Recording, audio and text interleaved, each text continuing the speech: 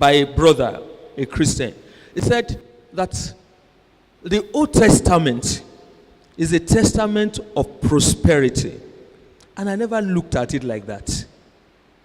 He said, but the New Testament is a testament of self-denial and adversity. And he said the problem is that Christians of today don't see the New Testament or the Bible from that perspective. I want to stop there. Thank you, Pastor. Well, everybody has spoken, and I don't think it will be okay if I don't say my own view, a personal opinion. Because when we were growing up, when I newly gave my life to Christ, we were tying scarf, quite okay, fine. And up to university and so on. But then, even at that time, we had churches that weren't tying, we had churches that were tying. And I questioned a lot of things in myself. I am very inquisitive about things and very observant.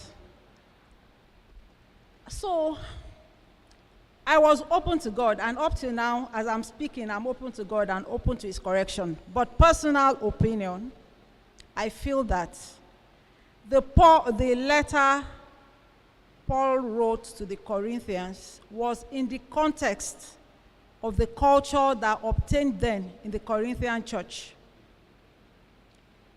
Veiling of hair. It was their custom. As we have it now, we have some Asian countries that customarily is their custom that they veil. And I was discussing with my husband, because we also discussed it, that at times I watch on CNN, even all these Amapo and so on, when they go to such countries, they veil, because that is what obtained there. You comply. To me, it costs me nothing to cover. I can, in fact, if you say you should be tying everything, if it's for God. And when I go to certain gatherings that I know I must cover, I cover, because it is what is the custom that obtains there.